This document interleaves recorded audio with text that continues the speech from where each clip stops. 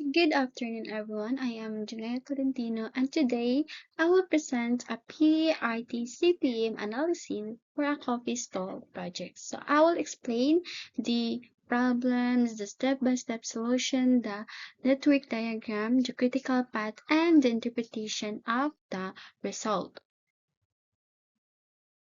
So we are setting up a temporary coffee stand for a weekend market. So our objective is to plan the activities using the PART CPM to compute the expected time, TE, and the variance, which is VAR, to determine the critical path and project durations.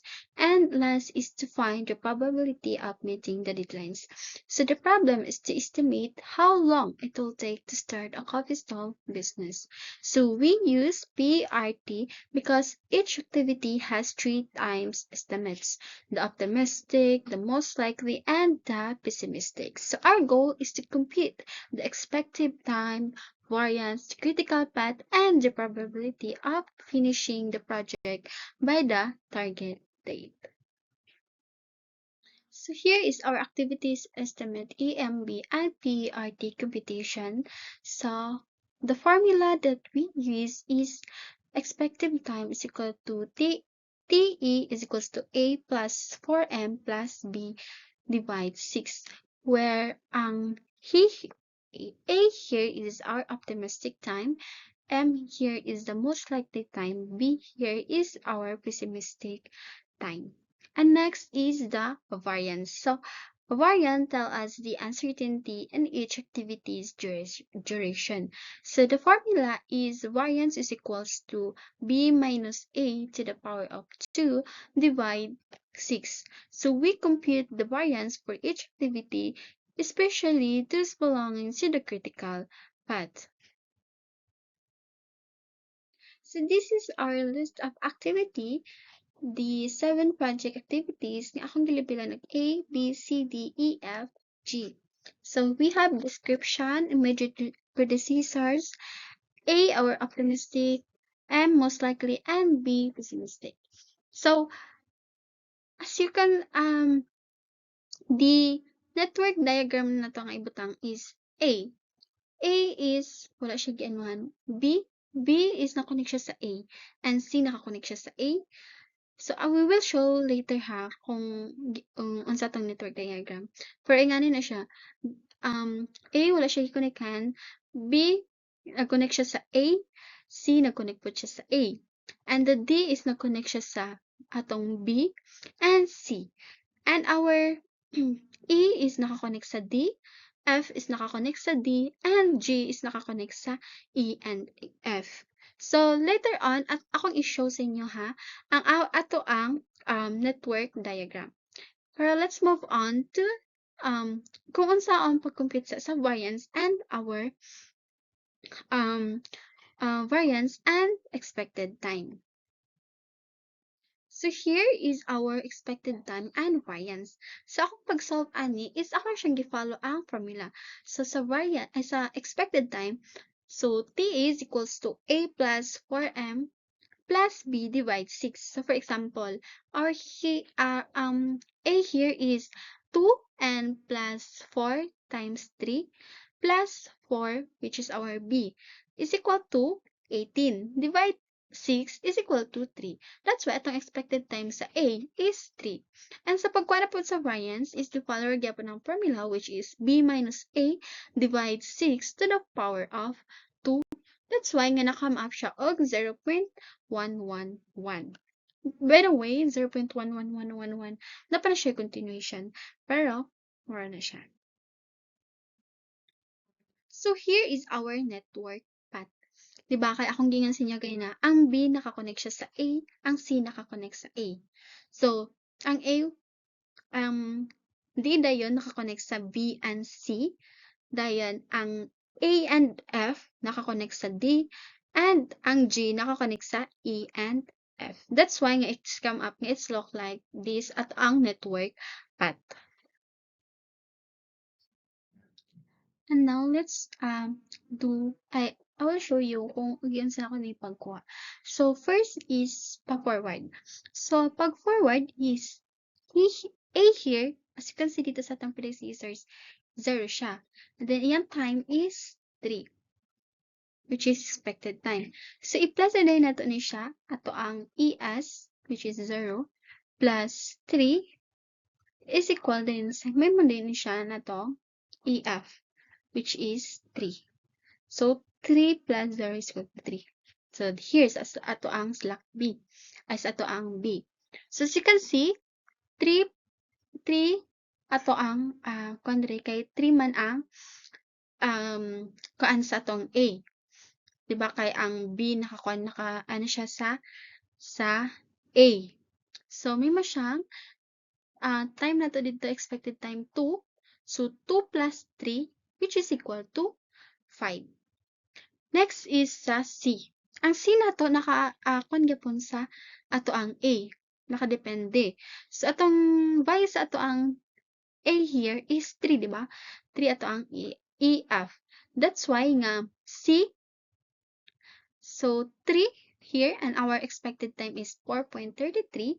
That's why nga 4 plus 3 is equals to 7.33. And our D here is nakadepend sa B and C. So 3, ato ra siyang ito ay kung kinsay pinakadako sa ilaha og EF. That's why ang EF niya diri is 7.33 sa C and sa B is 5. At ang gikuha dito is ang pinakadako. So 7.33. So our expected time dito is 5. So 5 plus 7.33 is equals to 12.33. That's why nga nahimo ning 12.33 and so on.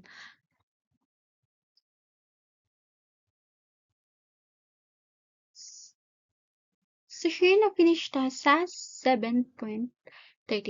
Kay, diri gyapon sa G, nakadepend siya sa E and F. And ato ang values diri is, ang pinakadako is 15.33. Ang G na to, ang expected time is 2. So, 2 plus 15.33 is equals to 17.33. So, now, backward na po. So, 7.33 diri ang ato ang value na. So, may mo siyang 7.33 minus nimo siya sa expected time, which is our 2. So, 7.33 minus 2, so 15.33. Mo na-come up ang 15.33. Now, sa E.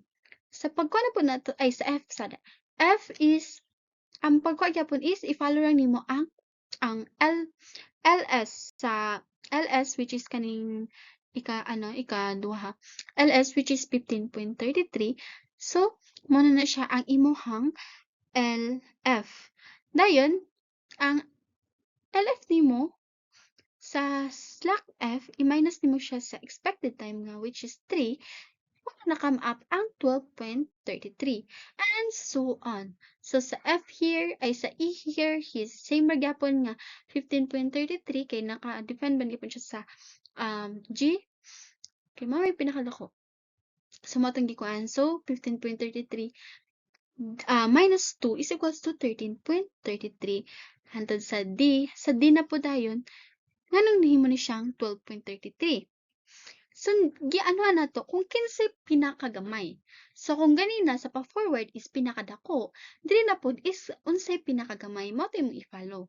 So, here, na 12.33 siya, kay ang value sa LF sa F. So, mo atong gikuha. So, may mo din siyang 12.33 divide ay minus 5, mo na-come up ang 7.33. Diri sa slack B and slack C. So, sa B is 7.33. Gimoro nang gikuha niya ang sa D. Kaya nakadepend siya sa D. And, gi-minus na dahil nato siya. 7.33 minus 2, 5.33. And 7.33 minus 4.33, mo 3 ang sa C. And sa A. Ang sa pakwa sa A, so, may man siyang 3. Ngano na 3 ni siya? Kaya sa pinakagamay, 5.33 or 3. Diba 3? That's why nga 3. So, 3 minus 3 is equals to 0. That's why, naka-end ta sa pabackward niya sa 0. So, ang pagkuha na sa slack,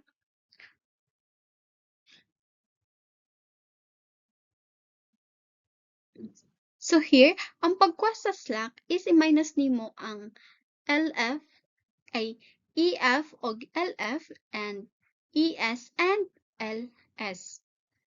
Ay, wait lang. ES and LS and minus po nimang EF and LF.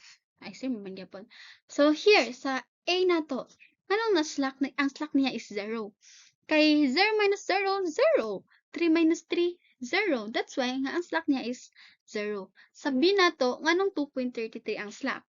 Because 3 minus 5.33 is equals to 2.33. And sa 5 minus 7.33, 2.33. That's why ang atong slack is 2.33 and so on. Now, sa pagkuha sa critical path, as you can see, ang zero diri nga value padulong sa finish line is ang path ni A, C, D, F, and G. That's why atong critical path is A, C, D, F, G. Which is ang iyang expected duration, which is kanina nakita man nato nga 17.33 days. Iyang total variance, so ang gikuha nako diri nga variance, ang gitotal lang nako is ang path ni A, C, D, F, G, which is ang total variance niya is 1.7778. So ang standard deviation din niya, ano rin siya, square root, 1.7778 square root of 1 square root is equals to 1.33 days.